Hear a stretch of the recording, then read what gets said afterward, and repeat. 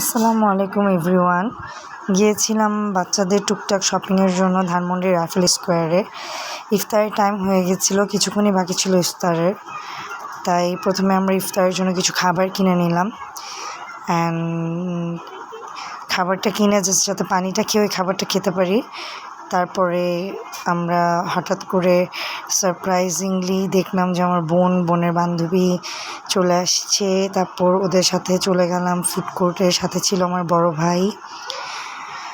দেন rifle স্কোয়ারের food কোর্টে যেয়ে প্রথমে যে খাবারটা কিনেছিলাম, ক্যাফে রিও থেকে একটা প্যাকেজ নিয়েছিলাম আর কফি লাইম থেকে লেমনেড নিয়েছিলাম।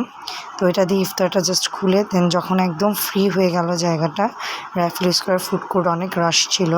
তারপর আমরা ওই ফুড কোর্টে বসে তারপর আরও ভরপুর ইফতার করলাম। ইফতারের ট্রিটটা দিয়েছিল আমার বোন। দেন আমরা রাইফেল স্কোয়ারে কোনো শপিংই করতে পারলাম না।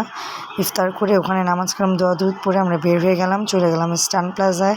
ইস্টার্ন প্লাজা থেকে আমার মেয়ের অ্যান্ড আমার ছেলের টুকটাক কিছু কাপড় চাপড় কিনলাম। তারপর ওখান থেকে আমরা চলে গেলাম বসুন্ধরায় যেয়ে বসুন্ধরা থেকে আমার ছেলের অ্যান্ড আমার হাজব্যান্ডের পাঞ্জাবি কিনলাম।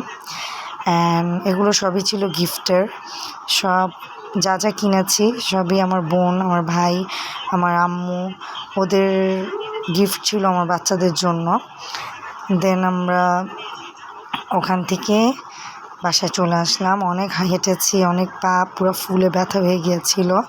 একদম ইফতার এক থেকে নিয়ে রাত 12টা পর্যন্ত টোটালি দৌড়ের উপরে ছিলাম।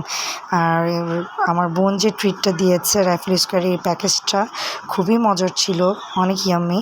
অ্যান্ড আমরা যেটা কিনেছিলাম ক্যাফে রিওর যে প্যাকেজটা, যেটা খেয়ে আমরা ইফতারটা খুলেছি, সেটাও খুব মজা ছিল।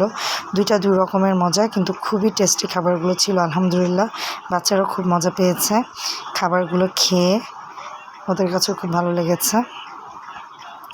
রাইসটাও খুব মজা ছিল। Thanks for watching. আল্লাহ হাফেজ।